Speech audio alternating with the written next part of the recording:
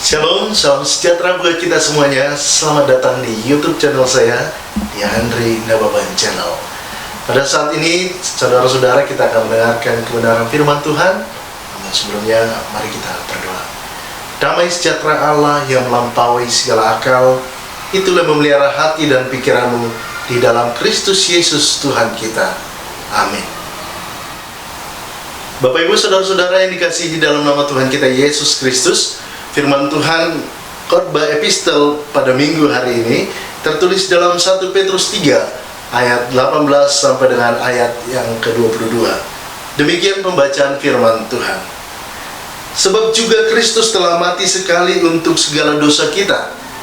Ia yang benar untuk orang-orang yang tidak benar, supaya ia membawa kita kepada Allah. Ia yang telah dibunuh dalam keadaannya sebagai manusia, tetapi yang telah dibangkitkan menurut roh. Dan di dalam roh itu juga ia pergi memberitakan Injil kepada roh-roh yang ada di dalam penjara, yaitu kepada roh-roh mereka yang dahulu pada waktu Nuh tidak taat kepada Allah.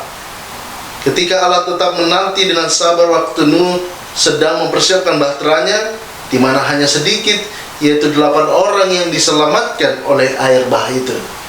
Juga kamu sekarang diselamatkan oleh kiasannya, yaitu baptisan.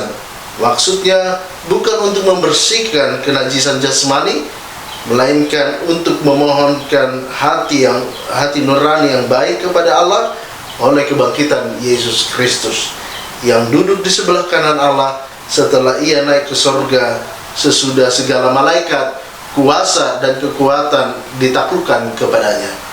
Demikian pembacaan firman Tuhan. Saudara-saudara terkasih, dalam teks hari ini diangkat dengan topik janji dan kuasa Allah.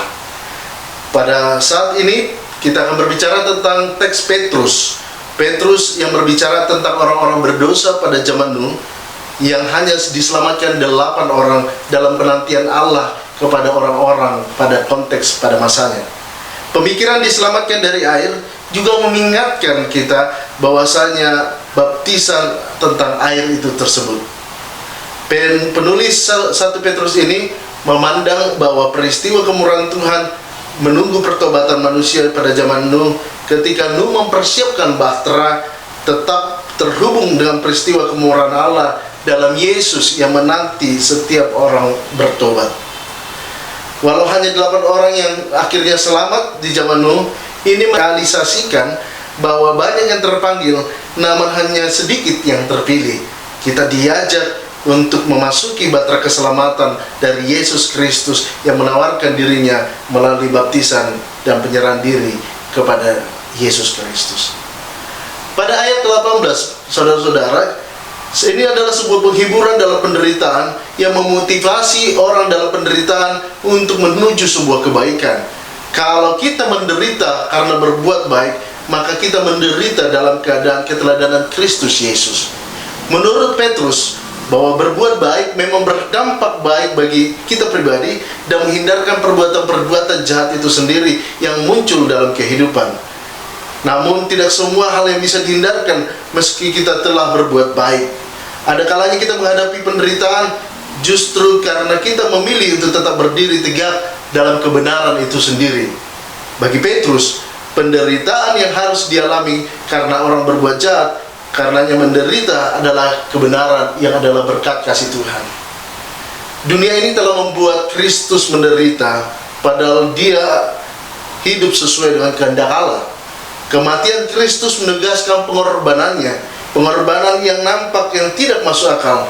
Namun Petrus mengingatkan bahwa keselamatan kita adalah semata-mata hanya oleh karena anugerah Tuhan semata. Petrus dalam teks ini menguatkan orang percaya pada masa itu dan kita pada hari ini untuk bersiap sedia selalu dalam penderitaan di dalam Kristus Yesus. Petrus mengingatkan jemaat bahwa jikalau mereka menderita sekalipun berbuat baik, janganlah berkecil hati dan kecewa, karena Kristus juga menderita. Jemaat yang menderita karena Kristus sesungguhnya sedang mengikuti jejak daripada Kristus Yesus. Penderitaan Kristus Yesus adalah penderitaan untuk segala dosa kita. Ia yang benar untuk orang-orang yang tidak benar, satu kali untuk selamanya dengan satu tujuan ultimatum, yaitu agar Ia membawa kita kembali kepada Allah. Dosa-dosa kita telah diselesaikan oleh Kristus Yesus, oleh kematian dan kebangkitannya, sehingga tidak lagi ada yang memisahkan kita dari Allah, bahkan penderitaan dan kematian sekalipun. Yesus yang oleh Roh Kudus berkorban kepada roh-roh yang ada dalam penjara, atau roh-roh yang tidak taat di dalam perjanjian lama itu sendiri. Roh Kristus telah ada di dalam diri para nabi di dalam perjanjian lama, di dalam Nuh, yang dimana banyak mengolok-olok kebenaran, yang memusuhi bahkan menganiaya orang percaya. Artinya, dalam kisah Nuh, kita belajar Kristus adalah Tuhan yang berkuasa atas ruang dan waktu, yang menguasai segala jalan, yang menguasai segala tempat, yang menguasai segala zaman. Petrus mengingatkan akan baptisan, diselamatkan dari kematian, dan penghakiman Allah kepada hidup yang kekal. Maksudnya, di dalam baptisanlah bukan hanya sebatas untuk membersihkan kenajisan jasmani, melainkan suatu permohonan kepada Allah agar kita turut diselamatkan. Ekspresi iman kita dalam hidup, dalam kehidupan baptisan, itulah yang membawa kita ke dalam keselamatan itu sendiri. Dan Petrus mengingatkan agar jemaat menyadari bahwa keselamatan mereka yang diterima dalam iman, mereka teguhkan dan kuatkan dalam menghadapi penderitaan. Dan itulah yang menguatkan kita pada saat ini. Saudara-saudara, teks khotbah ini ditutup dengan menguatkan jemaat, yaitu Yesus Kristus telah bangkit dan naik ke surga. Sekarang Dia memerintah segala kuasa dan segala kekuatan, baik di dunia maupun di dunia roh, sehingga semua takluk tunduk kepadanya. Oleh sebab itu, jemaat diajak berdiri teguh dalam iman dan bersikap sedia menghadapi penderitaan dengan yakin bahwa kemenangan orang percaya adalah di dalam Yesus Kristus. Inilah janjinya, inilah kuasa Allah yang mengalahkan alam roh-roh di dalam penjara tadi, agar semua dibebaskan oleh darah Kristus Yesus. Tuhan memberkati kita. Semoga iman kita tetap berkumpul di dalam Yesus Kristus. Jangan lupa untuk terus men-share, membagikan firman ini kepada banyak orang. Tuhan Yesus memberkati kita. Kita berdoa. Bapa dalam surga, terima kasih untuk setiap kebenaran-Mu, janji-Mu dan kuasa-Mu kekal untuk selama-lamanya. Biarlah itu menjadi teguh Tuhan, menguatkan bahwa Yesus Kristus telah mengalahkan kuasa alam maut dan memenangkan dalam penderitaan dan kematian. Karena itu kami percaya Tuhan pada saat ini. Teguhkan hati, iman dan kepercayaan kami.